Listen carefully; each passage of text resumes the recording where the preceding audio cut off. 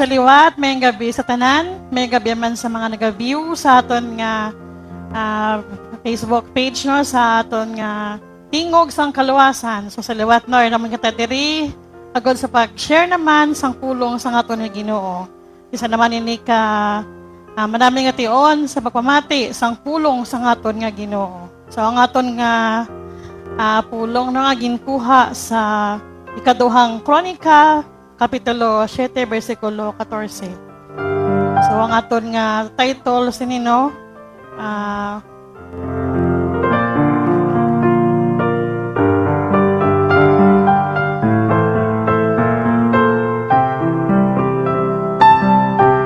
aton nga title sa aton nga programa sa sining gabi, no?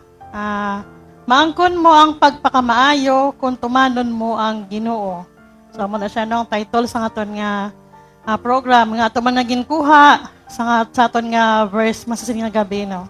Ang aton nga verse ginkuha naton sa ikaduhang Kronika Kapitulo 7 versikulo 14 nga nagasiling, kagko ng akon katawhan nga akon gintawag magpaubos sang ila kaugalingon, magpangamuyo, magdangop sa akon kag magbiya sa ila malain nga mga ginahimo. Pamatian ko sila sa langit, kag patawaron ang ila mga sala, kag dayon pakamaayuhon ko liwat ang ila duta. So, mula siya nga nga verse, no, nga pagpamalandungan sa sinya gabi, pero antes sina, mangamuyo na kita ng mga kita sang guidance sa aton nga Ginoo. So, let's pray. Father in heaven, Lord, salamat naman Ginoo sa sinya tion, nga rin naman kami diri, agod sa pagpamati sa iyong mga pulong. Salamat man Ginoo nga ako liwat makashare naman sa iyong mga pulong. Kagabay Ginoo nga ining ako nga i-share nga verse sa mga gabi, makuha naman ni Ginoo sa pagtulunan, kag magamit naman ni Ginoo sa amon nga pagkabuhi sa matagadlaw nga tanan. Kagabay pa Ginoo nga tagam mo ako Ginoo sang paghangop agod nga ma-share ko ini Ginoo ang iyong mga pulong sa sining gabi. Ikaw na Lord ang maalam sa amon, sa sining amon nga likoton Ginoo. Tapos nga dayawan kag pasalamatan, bangod sa kayo kag katutom nimo sa amon Ginoo. Ang talan nga ni Lord ginabalik ko sa imo nga may dako nga kadayawan kag magpasalamat pagi sa imo bugtong anak nga si Jesus nga amon Ginoo. Amen. So, sa sining ko nakagina ang aton nga verse nga ginkuha sa ikaduhang Kronika, Kapitulo 7, versikulo 14 nga nagasiling, kagko ng akon katawhan nga akon gintawag, magpaubos sang ila kaugalingon, magpangamuyo, magdangop sa akon, kag magbiya sa ila malain nga mga ginahimo. Pamatian ko sila sa langit, kag patawaron ang ila mga sala, kag dayon pakamayohon kuliwat ang ila duta. So, mula siya aton nga verse, no? Nga aton nga pagkatunan sa sining gabi. Ang ini nga verse nadumduman ko ni siya no sang way back 2020 sang pag-start na sang pandemic. Ang ini nga verse nga pagkabati ko sini nakatag ni sa akon sang realization nga tungod kay ang katawhan sa sining nga panahon malayo na sa aton nga Ginoo, ang katawhan nawili na sa kalibutanon. Ang ini nga verse ko naton nga basahon, kakaton nga pamalandungan, naghahatag ni siya sa kondisyon sa aton, kag reminder sa aton nga mga katawhan, kita binagid sa mga Kristohanon, nga ayhan nalipat na sa aton nga Ginoo, ayhan nawili na sa iya sang kalibutanon.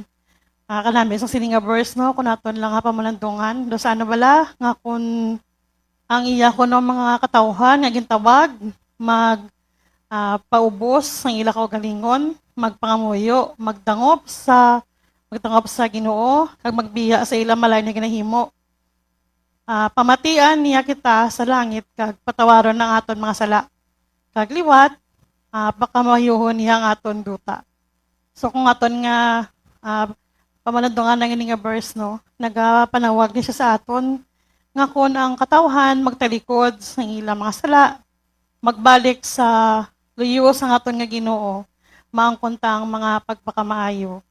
Amo na gani nga sa kada madumduman ko ang pandemic nga to, nakasilingid ko nga ato yan, hindi to siya ah, kabudlayan para sa aton, kundi nga ginalaw to siya sa aton, no? Para kita, kung kita nalipat na sa aton Ginoo, kita liwat mapahanumdum nga mayara kita nga Ginoo nga nagahulat sa aton. Mayara kita nga Ginoo nga nagahulat sa aton nga pagbalik sa iya luyo. Kay ang aton nga kalibutan na punaan sang kawilihan. Kita tanan nawili na sa sining kalibutan nga bisan pagani ang pagsulod sa iya nga simbahan, ang pagpangamuyo sa aton Ginoo nalipatan na naton tungod sa aton nga kasakoon. Kaya nga aton nga rason pa may busy. So hindi gid na siya dapat amo sina. Amo na nga ang pandemic nga to ginalawa to sa aton. Agod mag-remind sa aton no nga ang Ginoo ari lang sa tupad naton ang ato nga pandemic, no, nagsiling nga alalangay ang tao bisan pa kita imol or manggaranon or ano man ang aton nga posisyon, no, o kita may power sa government or kita may mataas nga achievement nga nalabot. Ato tanan nangin baliwala asang time sang pandemic tungod kay tanan kita wala na expect nga matabo ato tanan sa aton. Tanan kita nakibot sa amo to nga time. Amo na ang ini nga verse nga akon nga sa akon nga pagbasa madumduman ko nga tuod, no, nga siguro kung ang tao magpalapit lang sa Ginoo, makaangkon gid siya sang mga pagpakamaayo. Para sa aton title, no, pakamayuhon ya kita, no, kung magtuman lang kita sa aton nga Ginoo. Amo na siya, no, ang aton nga dapat tandaan nga ang nagakatabo sa aton may mga lesson nga ginabilin nga kung kita gali magtalikod lang sa aton nga mga nakaandan nga ginahimo, kita makabaton sa papakamayo nga nagikan sa aton nga Ginoo. Kay diri gani sa hulbaton, gisining gani diri, di bala nga hindi ka hulabaton, Kapitulo 28, versikulo 13 nga nagasiling, hindi ka gid magmauswagon kung hindi mo pagituad ang imo mga sala. Pero kung ituad mo ini, kagtalikdan, kaluuyan ka sang Dios. So, amo na galino kung kita magtalikod sa aton mga sala, kung aton nga sala isog kita sa Ginoo, kag talikdan tayo nino, kag magsunod kita sa luyag sa aton Ginoo, magtuman kita sa iya mga gusto nga ipahimo sa aton, mabaton ta ang kaluoy nga halin sa aton Ginoo. Kag mabaton ta mga pagpakamaayo nga nagikan sa aton ni Ginoo. Amo na nga tingala kita or ang iban sa aton nga maski ano ta kapag pangamuyo sa Ginoo, tingala ta nga daw ay ta ginasabat. Tingala ta nga daw kalawig na sang ginapangayo ta sa iya, pero sa gihapon ang Ginoo kadugay magsabat sa aton tungod kay gusto sang Ginoo nga mag-surrender kita sa iya. Gusto sang Ginoo nga magpalapit kita sa iya balik. Nga hindi kita magsalig sa aton nga mga ikasarang. So mo na nga ang ini nga verse nangin kondisyon sa Ginoo, no, nga kung himuon ta lang ni tanan, mabaton ta ang pagpatawad ni halin sa langit, mabaton ta ang iyang pagpakamayo sa aton. Galing kay kabalo kita, ako kay balogid nga kabudlay kung magsulod ka sa iya sang Ginoo, kabudlay kung magtalikod ka sa nandan mo na, kabudlay magtalikod sa imo nga gindak-an. Pero kung himuon tagali ini nga kita magsunod lang sa kabubuton sa aton Ginoo, ano ba lang iya gusto nga kita nga mga tao maginusul sa aton mga sala, batonon ta si Kristo nga aton nga maluluwas, kag magangkon kita sang personal nga relasyon sa iya.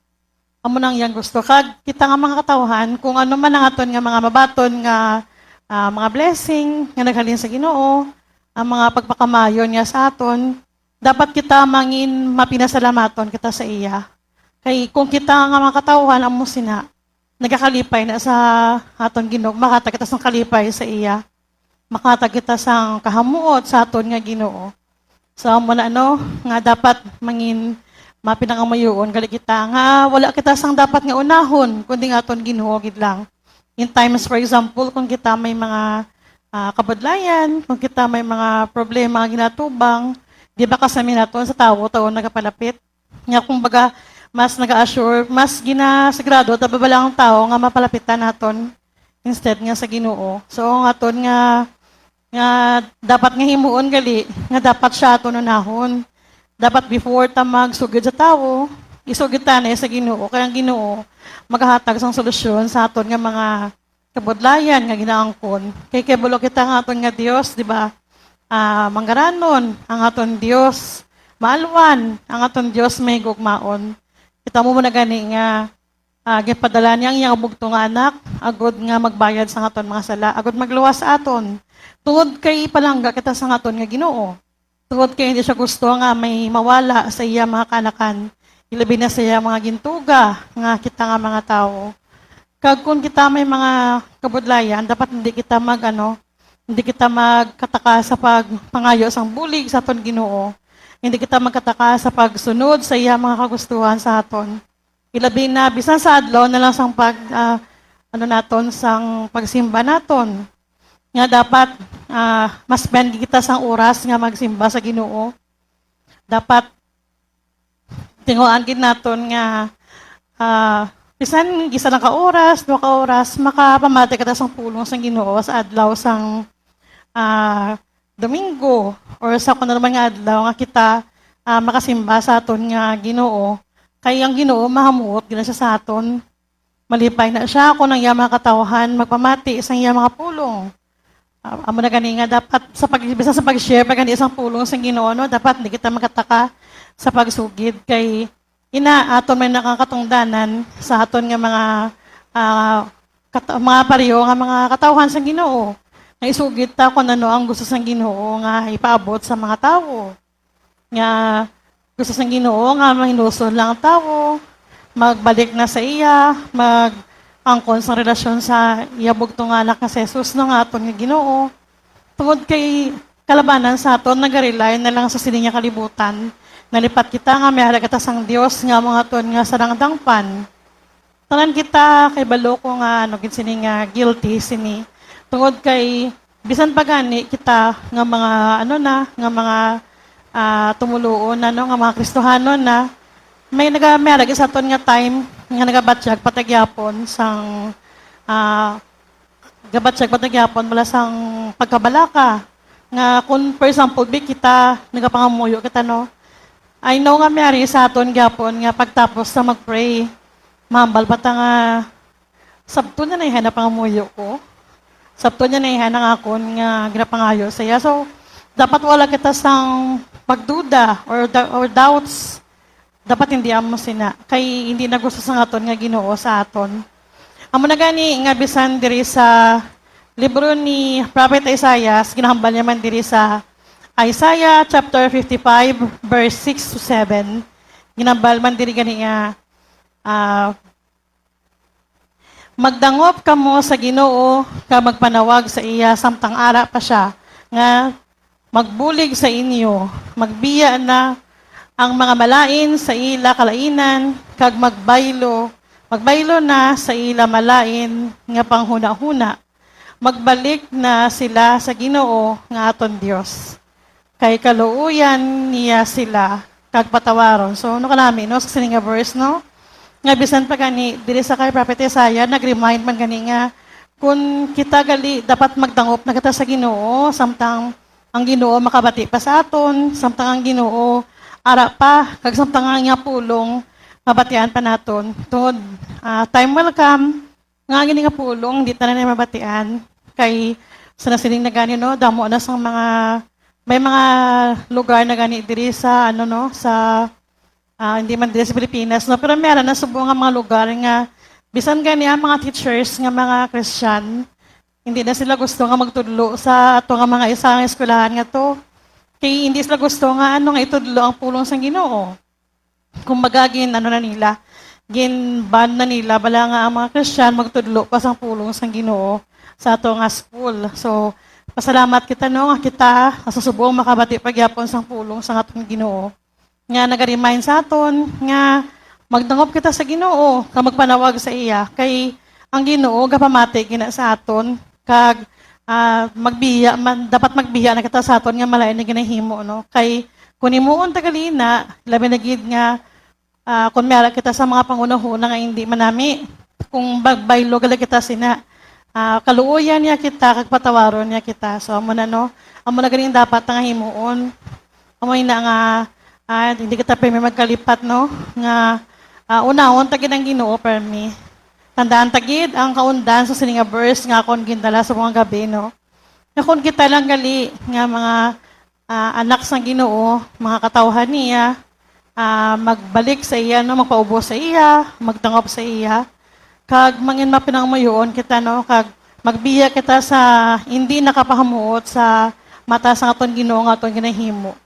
Patawaron niya kita, nagpamatian na kita dito sa langit. So, mo na ginapangayo sa Ginoo sa aton mo. Kag ang mas marami pag ginangimuon naton, hinusulan ta aton nga mga sala.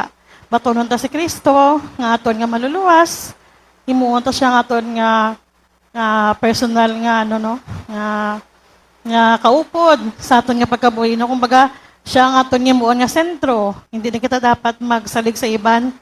Bisan pag gani isa aton nga kasarang, hindi kita dapat nga magsalig. Tungod kay kita as a human being, meron kita nga mga limitation, meron kita nga bisan na taka obrasang sinang bagay, makasiling ka na lang nga do wala gyapon haw. Nga do hindi gyapon ako malambot, hindi gyapon ako mamit ang gusto ko nga lambuton. Tungod kay nalipat kita nga wala tagaligin tugyan sa Ginoo. Wala taga gin mangayo sa Ginoo. Bisan pa sa mga decision makings naton, dapat pangamayoon tagil sa Ginoo. Bisan pa gani ang pag-share ko sa pulong sa Ginoo, akon manigit pangamuyo sa Ginoo sa ko Lord kung imo ning will sa akon, willing ko nga mag-share sa iyong mga pulong. So, pangayo ko sa iya nga sign, sini ko Lord, kung hindi na ko makabatyag sang kulba, sini ko ma-share ko sa live, kasi sini ko lain ang may programa kami sa radio, sini ko lain ang radyo mo, lain ang live. Sa live yan matubang ka da kaya mahambal sa sa tubang sang kamera. Sa radyo yan, pwede kaya katago-tago. Pwede kaya ka, lang, hindi ka makita. Di diriya live, nakataon kagid. Gusto ko, Lord, nang tagaila ko sang kusog nga malampasan ko ni tanan. So, managit pangayo ko sa iya, nga siling ko, buligilan ko nga, makaya ko nga mag-share. So, sa pag-start ko na diri nga nag-share na ko sang pulong sa Ginoo, nakabatyag na ko sang excitement. Parehas man sa nag-control mo ko sa radyo.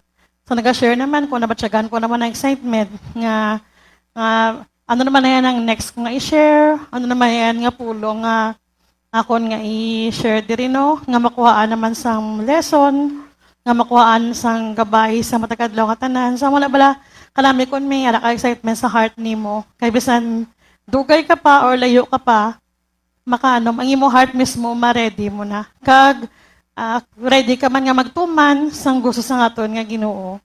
Kag kun na naman nga magabot nga mga pagpakamayo sa imo, sa aton, dapat mangin mapinasalamaton na kita, no? Hindi kita malipat nga mayara kita sang Ginoo, nga mong aton nga nag-provide, labi na gid sa aton nga mga needs. Dapat hindi kita nga madulaan sa paglaom, nga masiling ta bala nga abit isa na lang ta, or nagaisahanon lang ta, kundi nga maramdamon ta nga mayara kita sang Ginoo, nga nagahulat lang sa aton nga pagbalik. Amo na nga, ang pandemic nga to pala sa akon, naghatagto siya sang lesson nga dapat ang tao magbalik na sa aton nga Ginoo. Kay di ba sa pandemic ito damo sa mga family nga nag-unite, damo sa mga family nga nagbanding, nag-spend time tungod kiti ala tanan sa balay. So kalami naman sa feeling ato, no. Ganyan mo na pagkatapos ng pandemic, balik naman sa dati. Nalipat naman nga ang iban siguro malipat na magpangamuyo sa aton. So, muna dapat hindi kita malipat permi. Dapat tandaan tagid nga sa kada ato naton nga obrahon, sa kada ano man naton nga nga ulubrahon, hindi kita permi dapat malipat. Nga mayara kita sang Ginoo, nga nagahulat lang sa aton. Kag, hindi kita dapat, no, nga malipat, nga unahon tagid permi ang pagpasakop sa ginarihan sang Ginoo para mabaton ta ang mga pagpakamaayo nga ihatag sa aton, no. So, salamat gid sa siningat time nga ako nakashare naman sang pulong sa Ginoo, no. Hopefully, makuha na to ni isang lesson, no? Nga kung kita lang gali, magbalik sa sabak sa aton Ginoo, kung magbalik lang kita sa iya, sa nasiling niya na, sa aton nga verse, no, magpaubos lang kita sa aton kaugalingon, nga mangin, ano lang kita, nga mangin humble lang kita, hindi kita nga mangin magmataas sa tubangan sa Ginoo, kag dapat permi kita pangamuyo sa Ginoo, permi kita nga magdangop sa iya, kag dapat bayaan nato ng aton nga mga hindi nakapahamuot sa Ginoo nga aton na ginahimo. Di ko nimo unta na, sa nasiling na, ang Ginoo mamati sa aton, kag ang Ginoo magapatawad gyud sa nga naman nga aton ginahimo. Kaya nga aton nga Ginoong Hesus wala nagkadto sa kalibutan para sa mga matarong, kundi nagkadto siya para sa mga nagahimo sang kalautan. Tungod kay gusto niya nga ang iya katawhan maghinulusos ang ila sala, batunon siya bilang iyang personal nga maluluwas, kag mag-angkon sang relasyon sa iya. So kanabay sang sining nga verse, no? Sa liwat, ang aton nga verse, ginkuha naton sa Ikadawang Kronika, Kapitulo 7, versikulo 14 nga nagasiling, kag kun ang akon katawhan nga akon gintawag, magpaubos ng ila kaugalingon, magpangamuyo, magdangop sa akon, kag magbiya sa ila malain nga ginahimo. Pamatian ko sila sa langit, kag patawaron ang ila mga sala, kag dayon, pakamaayuhon ko liwat ang ila duta. So before ta mag-end, mga muyo na kita no, sa pagtakop na sa aton nga program sa sining nga gabi diri sa tingog sang kalawasan. So let's pray. Father in heaven, Lord, salamat naman Ginoo sa sining nga pulo nga among nga nabatian nga kami gali dapat magpaubos sa imo, na kung kami gali maging mapinangamuyoon sa imo, kung kami gali magdangop sa imo, kag magbiya sa amon nga malayo na ginahimo, kami gali imo nga pamatian sa langit, kag patawaron mo ang amon mga sala. Salamat Ginoo sa sining nga lesson nga amon nga nakuha sa sining nga verse Ginoo, kag kabay nga magamit namon ni Ginoo sa amon nga matagadlaw nga pagpangalakaton sa sining kalibutan.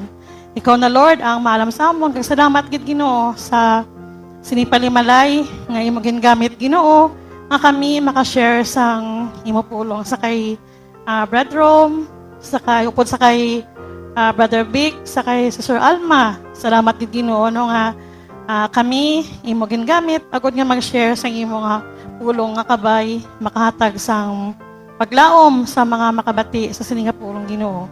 Ikaw na Lord ang maalam sa amon, kag takos nga dayawon kag pasalamatan Ginoo bangod sa kayo katutom ni sa amon.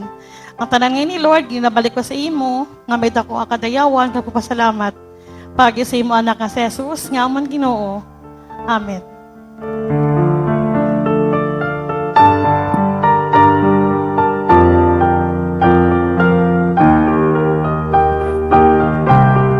Salamat Sister Joy sa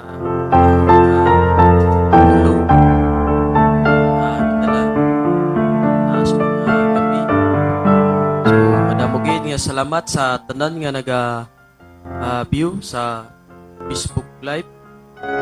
So, kapag pa nga sa sunod na nga live, ara sige hapon ka mo. Madamo gate nga salamat sa inyo tanan-tanan.